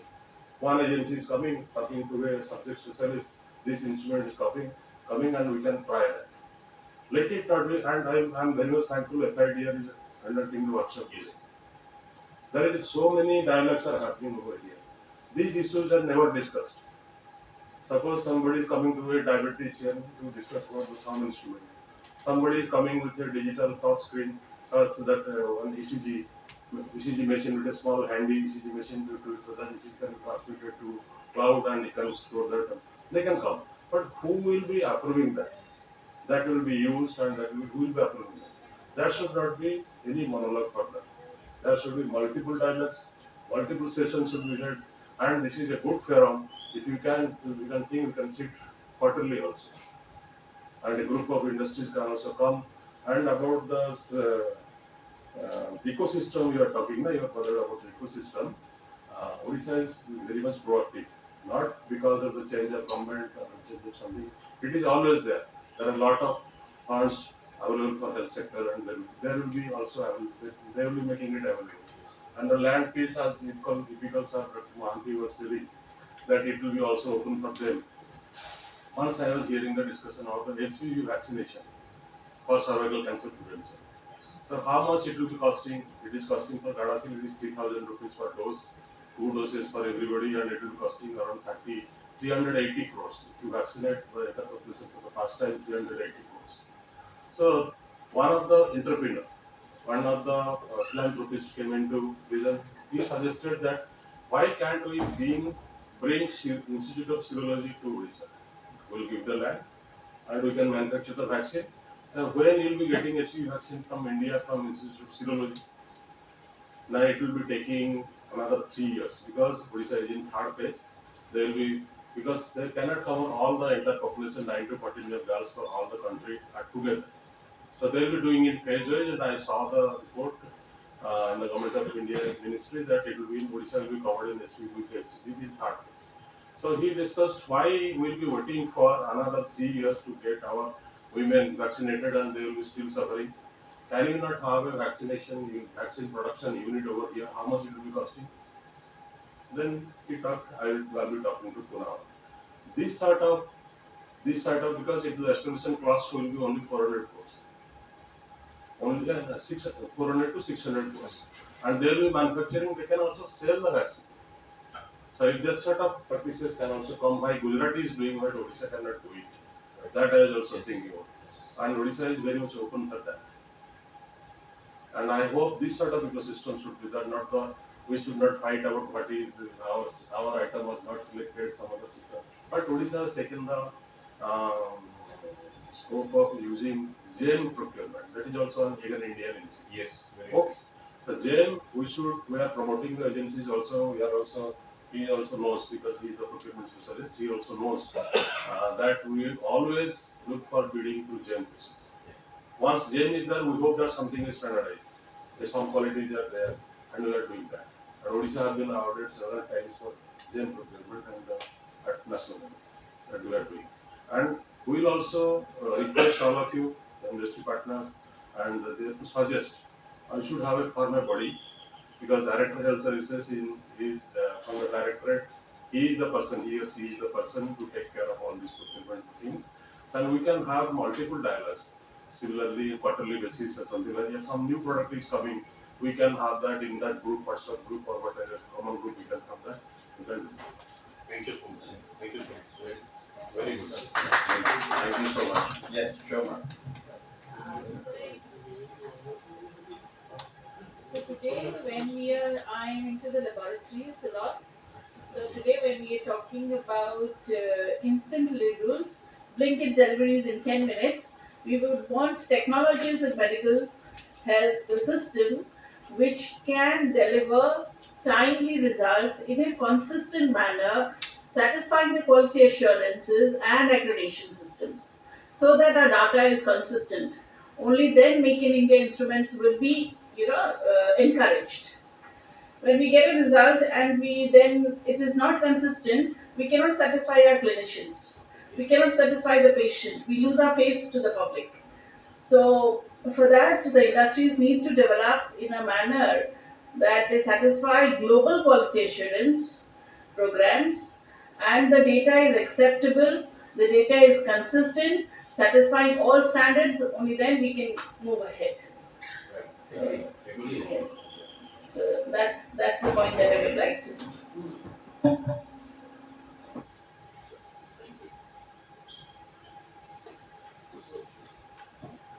Basically, first of all, I thank everyone present here. And as in the keynote address, Director has said it, basically we want to discuss freely what is our requirement, the requirement of the beneficiaries, participants, and the industries. So, how best we can go forward? There should be just like there has to be a really coordination between all the three of them. And as Dr. Fine told, Odisha has always been promoting Make in India or inner standards, but at the same time, we have to be very much sure that quality assurance is to be there. So just like sir pointed out that in some tenders we are right USFDA approved, Actually, always there is two things. We never say only US FDA. So there has to be some quality as well because we are going to high-end products. When the high-end products, there has to be some quality certificate because we are the users. We don't know. We are not manufacturers. How best the quality is maintained, we don't know. So we need people to certify that. BIS is also Yes, BS also we have said. No, I think there is never only USB. We have just last BIS will be there. Always. No. IBD is there. Actually, BI is not covering 99% of the medical devices. Yes. They don't have any regulatory. They have standards, but if you go to the BI side, licensing is zero. Nobody is taking license. So ISO or BIS. ISO, lot of things are covered in BIS. No. There are three standards. One is quality. Quality in the sense PSFD, C, BA, as in Indian. IBD. IVD for the diagnostic things. And one more is ISO 13485, which is mandatory for the medical devices, that is the manufacturing quality. Now we are making very stringently any equipment, whether it's an import or make in India, it has to have a CDSO license. Yes. That is mandatory. Then afterwards, other Yes. quality parameters are there. So and apart from that, when we say medical technology, MedTek doesn't only mean, but I personally feel as a user, only use of high-end medical devices. There are other technologies that we have to use, not only softwares, simple like communication systems, mobiles. Just you, like you told, for a training program, you have scanned the QR code. Everybody got the training program through mobile. So we have to think out of the box how best to utilize the available technologies into medical practice. How best that can be used, and for that we need to sit together regularly. We must have to regular consultation with the policymakers, with the general public, and one thing we are missing here, we must have some participants like the patient perspectives. What do they need? Do they really need to travel so much distance for a blood test, for a scan? What things can be done at their doorsteps? How results can be transmitted? Nowadays, most of the labs, they are once you give them the blood sample, the result they are transmitting it to your mobile. So all these things helps us. At the end of the day, our job is to see that this technology, just for the sake of technology, we shouldn't be doing it. This technology should help the participant. The participant, it should be more of a preventive aspect. Instead of reacting to a particular situation, we must see, and just told about Mukherjee Chatur. I have seen that most of the gynecologists prefer Mukherjee Chatur. Why? Because it gives certain advantage to gynae auscultation. So, if the quality is good, even if the quality is good, things will be appreciated. Most of the, like even textbooks also, most of the doctors read textbooks that are globally acceptable. But certain textbooks, which are very peculiar in India, like S. Das surgery manual. Most, they explain PSN textbook. Yes. Yes. These are all, so something we prefer. We don't go by the US FDA standard. We go by the India standard. These are very good books actually. So our focus should be to find out how best to use the available technology and what fields we need the technology to be there. So that there's advantage of technology that the personal bias is changed. That can be addressed. Just like Dr. Parida can see something on auscultation, but I may miss it. But if there is I may miss the heart sound, fetal heart sound. But if there is a fetoscope which is giving sound, so the health doctor can also know that fetal heart is there and kicking. So that is what we should do. That we have to see that we need making the products for simple reason that there will be cheaper, there will be more convenient, maintenance will be easy, and local entrepreneurs will be getting benefited. So it is a win-win situation for both. But at the same time, the quality we have to insist that quality assurance is there. So and how the regulatory framework can be addressed and how that ecosystem can build up. All those things we need to grow, and FDR is rightly in that right place to bring all of us together, and you have to be more proactive to get these things really rolling. Definitely, sir. This is first of, I mean, Yes. this is our first, and there are going to be a series of roundtables. So I'm glad that we have all of you all here and some really interesting discussions. So moving on, sir, would you like to? Yes. Yeah. Thank you, idea. I mean, this has been really exciting. I mean, after so many years, I mean, discussing and you getting people to sit together and talk about this. This has been this fantastic. Last time ever. First time. Never discussed. So I just hope that this roundtable adds layers to it. We have more and more people coming into it. And as very correctly everyone said, like even Sir said, there are a lot of monologues happening, but getting all those monologues onto one platform so that whosoever has wherever interest picks up from the discussion.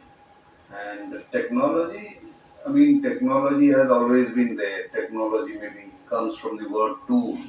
Right from the invention of wheel, we keep on humans inventing to make our work easier. And perhaps like of a recent example would be a pulse oximeter, right? COVID came.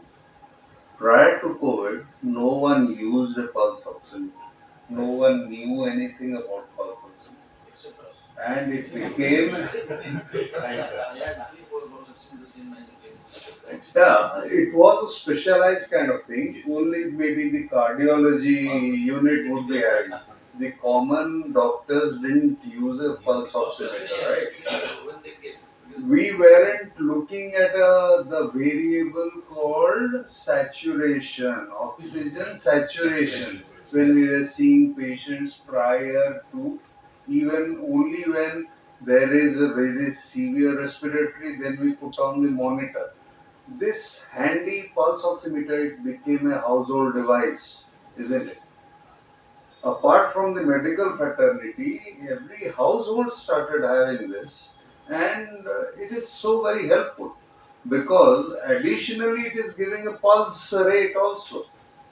So that that was actually so helpful. Such a small device, 2,000 rupees, and it was one of the key persons to fight COVID across the world.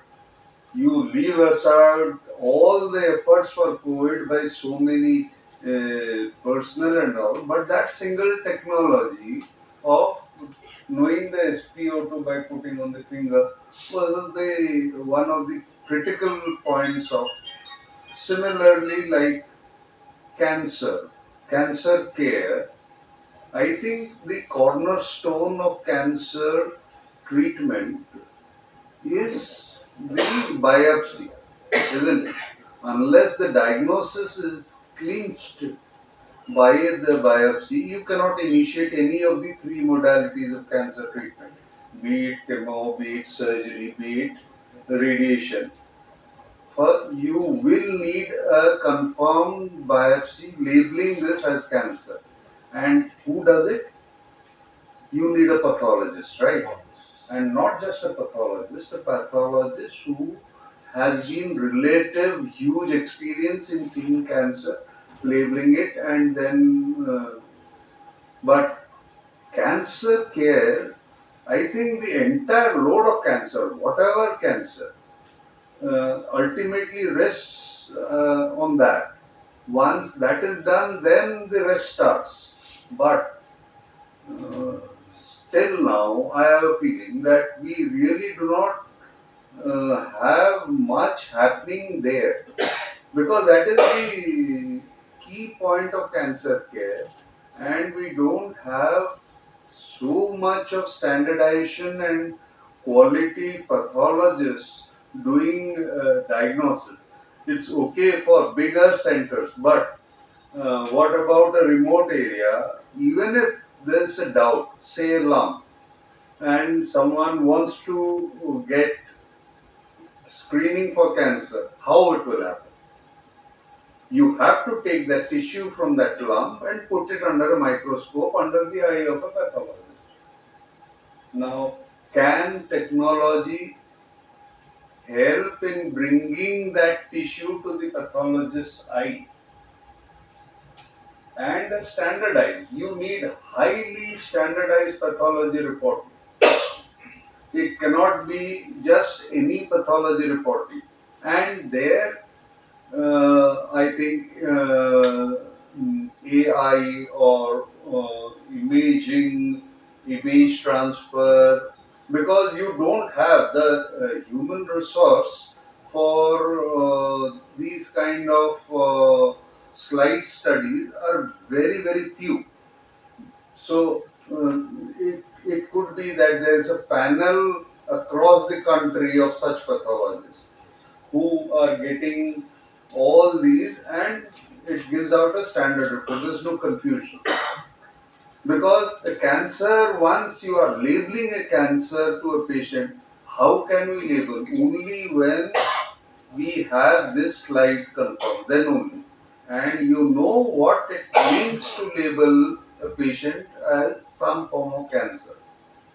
The labeling itself has so many, apart from the immediate effect on the patient, it has so much of other psychosocial effects across the family of the patient, right? So, a wrong diagnosis or a questionable diagnosis in cancer doesn't work. If if it is happening, it is causing disasters, right? So technology, I think there I have heard of pathologists who do this by getting photographs of slides and then reporting back. That's going through, like even for ECG as a modality of detecting MI, heart attacks and emergency. ECG, you don't have cardiologists, right? In this building, we might have 50 doctors, but we have just one cardiologist. They are that rare species. Now, what do you do with this ECG? Unless the ECG is interpreted, it is just a piece of paper. Your technology isn't going to benefit, right? Someone came in with a chest discomfort or something, and we got a ECG done in the periphery. ECG तो निकल गया उसके बाद उधर interpret वो doctor भी नहीं कर सकता. After that, Susan comes in. Like that's there also technology, AI based reporting of these ECGs. Cloud solution being implemented in 60 states.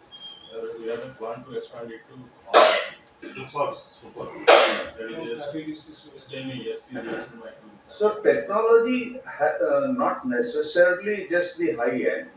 It has to have a face for the public, right? So it has to be very simple. Doesn't need lot of high trained personnel to use it. I mean that is real good technology. It's simple way of using it, and anyone can use it. Like a very minimal training, any person can use it. You don't need a course or a degree to use that. We had radiographer course to do the X-rays, right? Yes. Now we had ECG technician posts. I mean, how do you get a certificate of ECG technician? You go through a course and a certification, but technology should be removing all this. I mean, isn't it? We don't. Uh, we are just wasting human resource in doing a very repetitive and highly. It is not rewarding for that person either. So technology should be removing all the small requirements where anyone can do that. ECG, you don't need a technician. Even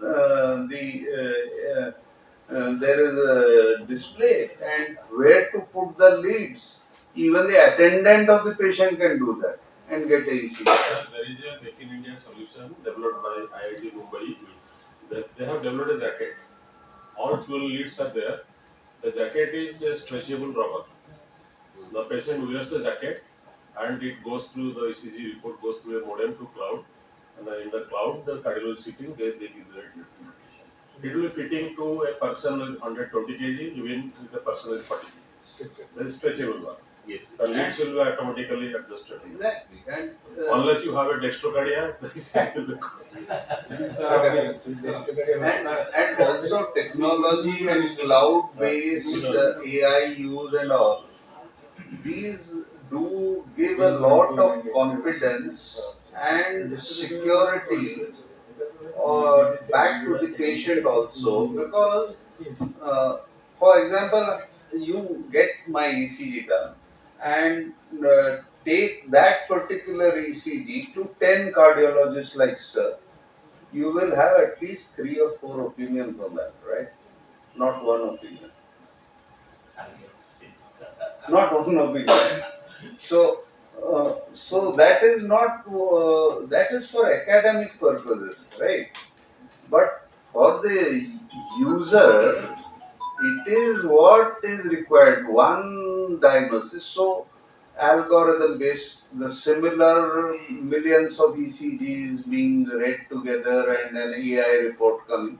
This is more reliable, more useful on the ground. So that is what technology should be, and uh, that is FIDR. I think you should keep on this work and try and get all people together as frequently as possible. And this would push. I was expecting to listen from you regarding the electronic medical records. Okay. Because you are working on with that. He is the person looking after that for the state. So can you do have something like a present profile or something that anybody can access with the Ava ID or something like that? Of LCD patients are pregnant women, they are going for a facility, the EMR is Yeah, related actually, even in technology for digitization of healthcare, like the HMIS on which I am working, now we are trying to digitize the entire process in a hospital. A hospital is a place where patients are coming in for various services. One service is an outpatient service. Another is an emergency service, and another is someone who might get admitted, indoor patient.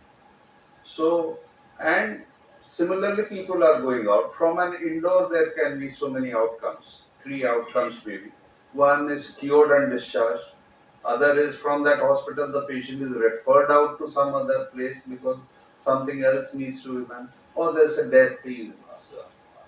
So, all these digitization, what we are facing difficulty is in government setups, the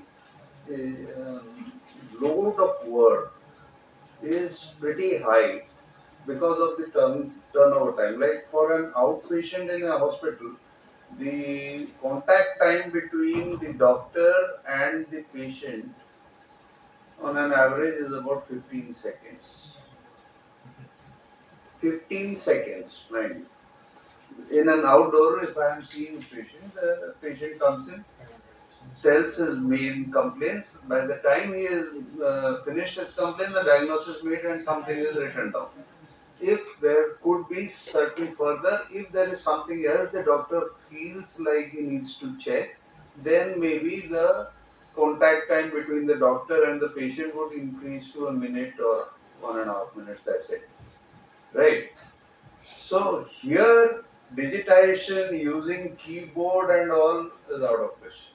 So what has happened over the years, you imagine the amount of like the medical colleges, all the peripheral institutions, everywhere On an average, I mean, millions and millions of OPD patients have been seen. Millions and millions of medical data have been generated, but all of them are lost. We don't have. See, if even today I sit in the outdoor and I saw 100 patients, there is a clinical data generated, right? I've seen a pulse, the BP recorded, the height, weight. Some data has been recorded. Some has cough, cold, some had a diarrhea, some had something, something. All this are very valuable public health data, but all was written down and it was not captured. And the patient went away. They got the my work was done.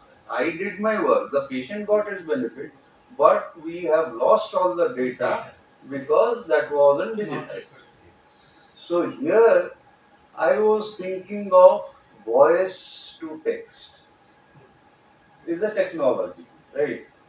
If if the voice to text could be a technology which can the doctor tells the prescription and it becomes a text. He can the turnover time also becomes faster, but that has to be 100% correct, right?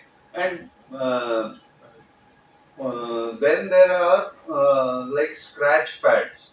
There are situations where the even the judiciary has reprimanded doctors for their handwriting, right? So it if you can't ask a doctor to write in capital letters a prescription when he is writing a prescription every 3 seconds or 5 seconds, capital letter में how he will finish because he's seeing about 150 patients in 2 3 hours. There is long queue. There is a long queue. They are So, starting so such manually since 15, 20 years. So again, voice to text. Another CDAC people told me that they are doing a trial somewhere in Hyderabad where they are using a scratch pad. Where you write down the prescription on the electronic scratch pad, but it becomes a text. I think so. Some company have already implemented this in some of PHCCs. Yeah. I think it will be So, so that is so a scan as and sir was telling, translated. these are all medical data which have been lost for so many. Now whatever has been lost. Yes. But Now we need to digitize fast to prevent this loss. Say for Capital Hospital or the All India issue might be having say 500 indoor patients today. Yes, sir. Maybe 10 days down the line, all those 500 left. If that data isn't digitized, what is the point? Right. Like at the end of the year, on 31st of January, if a working doctor is asked, how many patients did you see as outdoor? How many did you treat as indoor? No doctor, government doctor will be able to tell you that. But a doctor working in a private sector might be able to tell you that because there everything is getting digitized because every through the billing. But every year I am submitting my part, right? My personal appraisal report I am writing.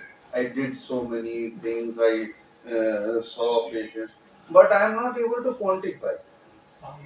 It would be so nice for me to know that I have done this work, knowing the quantity. So that is what digitization can help. Yeah, sure. Very valid points.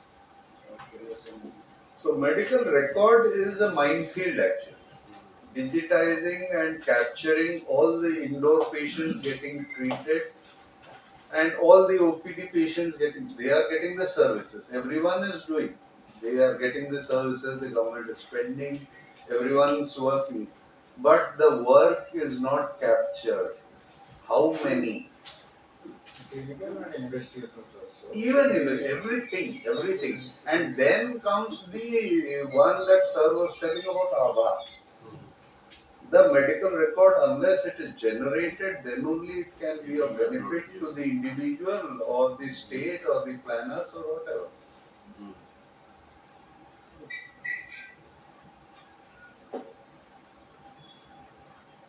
Sir, can we have your views? Your views? We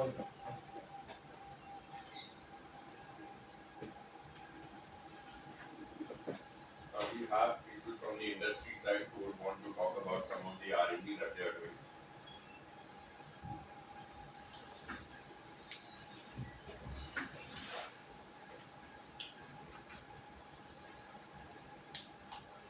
Good afternoon to everybody over here on the dignitaries.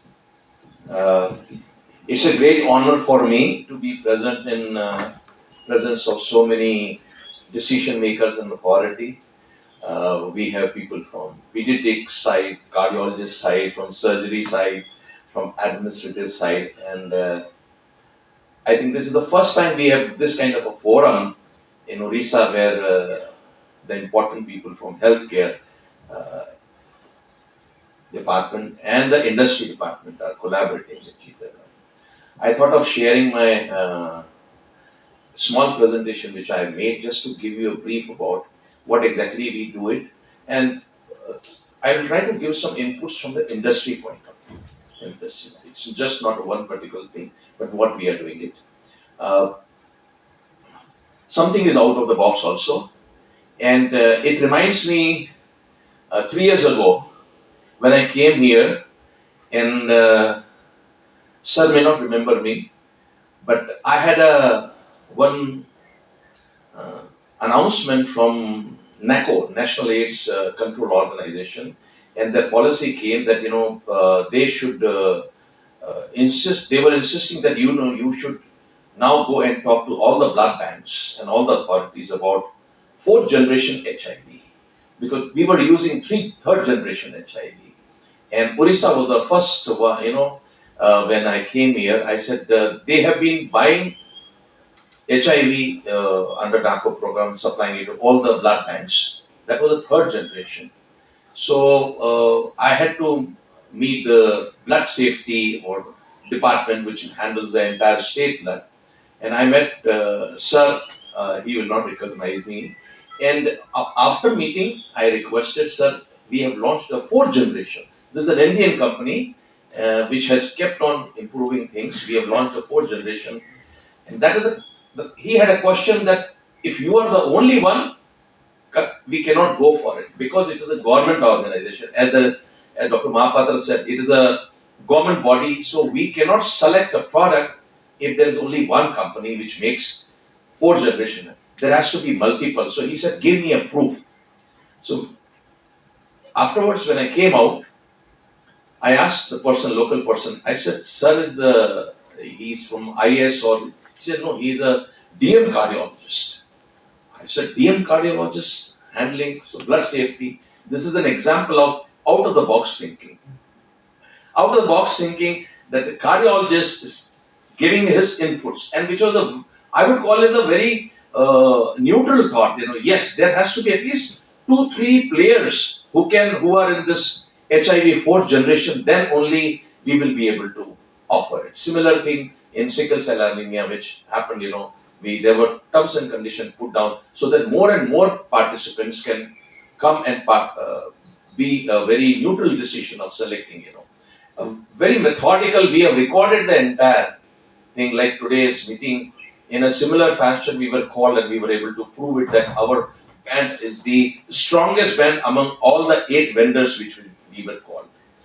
Okay, so coming to back to Sir. I took the liberty of giving this example just so my presentation. This is basically we are trying to make healthcare upgradation. As everybody said, we have best doctors, we have everything, technology, everything is available. Only thing is the market is so dynamic. The healthcare industry is so dynamic. Every 3 months, every 6 months, every year, things keep on changing. New and new things are happening. How can we do that? The first thing is that today, the current scenario is the knowledge of patients, as everybody said, post-COVID has increased. Sir also said, pulse oximeter, they know what is PCO2, they know what is, today you talk to any patient, they can give at least some 3-4 sentences on HbA1c. They don't talk about glucose, they talk about glycosylated hemoglobin, that, I'm known diabetic only because my HbA1c is above 6.5 or so. They know the normal range also. So the patient awareness has increased. The central government, state government has also put a lot of programs, whether it is a mother and child program or tuberculosis, everything, all these things have led to availability of hospitals. Every state has so many hospitals coming up, and there has been a lot of bodies like OSMCL over here, NHM over here, and they are the ones who are really helping and encouraging people to go for it. What we need, the challenges which industry is facing is infrastructure, product, and diagnosis. There is a tremendous load on every government hospital, especially post-COVID and without these schemes. If the scheme says free testing, essential diagnostic services, 72 different parameters are available free of charge. So everybody is going for T3, T4, TSH. Earlier, the T3, T4, TSH was done only maybe 100 in a whole day. Today, thousands of thyroid testing is being done. So that has put a lot of load on everybody, including orthopedic surgeons. They have hip replacement, knee replacement. Every day they are doing it because it is funded by the government. That is what is happening. So what we are looking for, something which is an ease of operation. We can use it easily, and it should also be cost effective. I think everybody agreed here. Whatever we make, it should be made available, which should be cost effective, because this is India. This is not America or Europe and other kind of thing. So this is where the technology will play a role. Here, we are looking for access to Make in India product, and we adopt digital pathology. I'm talking about pathology because we are in from the laboratory side. So, as Sir said, there has to be some kind of a data which can be digitalized. I have picked up Sir's remark, and I'm going to work on that, especially for cancers, that you mentioned it. But there is one work which our company has done, that is on urine analysis. We have used AI and developed a new instrument, a large instrument, by which even in a remote place, you need not use a microscope. It can immediately give whether it is a crystal, whether it is a cast, whether it is a hyaline cast, whether it is a granular cast, whether there are epithelial cell, whether it's a RBC and other thing. It can be, because there is a very large library we have put it, and as soon as the urine is tested, without touching it, it will immediately correlate with the library and give that this is a patient with such and such diagnosis. If it is a MR for phosphate or drug interference, that is what we have done it. So, sir also mentioned about software LIMS, so laboratory information system, which we are developing it, and application, and the best way of using this application. What we have done, two things. Earlier we have seen it, electrolyte analyzer, a large analyzer, which takes a lot of time. But today electrolyte analyzer is available on this biochip. We have developed a biochip. This is our chip. You can do sodium potassium chloride in less than 60 seconds. There are electrodes which are like in form of a circuits. No big large electrodes are required. Similarly, when I said about the sickle cell, this is the QR code which we made it and gave it to the social workers. And everything was made it in a Uriya so that people can read it. Even a layman can find out whether it is a trait, sickle, whether it is a disease, or is it a normal, absent, or there isn't. So everything it can, just from the paper which was put in every box and explained to them. And they can use a QR code. It has a manual, it has an insert, it has a video in Odisha. So that was something which was a learning. I learned a lot over here, and I'm now going to implement it in Telangana and Jharkhand, where they have published. So we said we will do this for in Telugu and other things. So that is what the technology does it. The other thing is, all the states, our request is all the states, whether it's a laboratory instrument or a cardiology instrument, it should be Make in India initiative.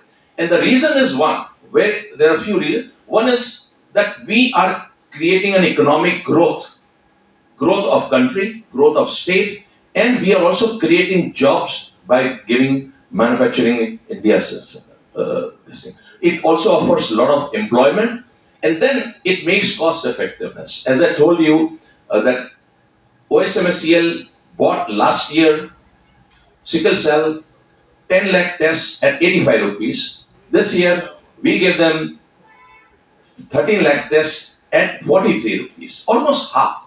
So, by doing this, what we have done it, we have brought down the cost per test. So, when you have a Make in India, we can have an affordable public health system. The other thing is, it also improves our accessibility and supply chain efficiency when you have a Make in India certificate. And it also gives what are the local needs for the state or the hospitals. The other thing is, the government of India has a policy to encourage such, so they have a preference, like whether it is a Make in India or prefer, like just now somebody said, GEM. In the GEM, there is a clause that, the biochemistry fully automated analyzer is a reserved category for local Make in India. That is what it is. So now there is a debate whether it is a preferred or a local. So when you have a preferred or a Make in India only necessary reserved category, it encourages a local industry, and the benefit is passed on to directly to the end user. That is what. The government of India has also a scheme of BLI, which encourages us to for the medical devices company. At the same time, the biomedical person is setting a high quality standards like CDSO, which you mentioned at 13485, which we have mentioned, plus the device which we manufacture it, whether it is a stent for cardiologists, it is made in such a way so that it is suitable for Indian patient. Like Sir said earlier, it was 1,30,000 rupees. Today it is 10,000 because it is manufactured in Vapi, in India, and it is exported to US in US. So we should be proud that we are Indian company and we should encourage Indian manufacturing. That is one. And the other thing is, when we have all the instruments, whether ultrasound or MRI, I remember many years ago, every instrument was imported and we used to import the parts also. Today there's no need to import the part. GE is offering, Philips is offering, Siemens, everything is offering in India. So when you have a parts available in India, then we can have a better system of healthcare infrastructure. At the same time, by doing this, we are reducing our dependency on imports and other things. That also brings our country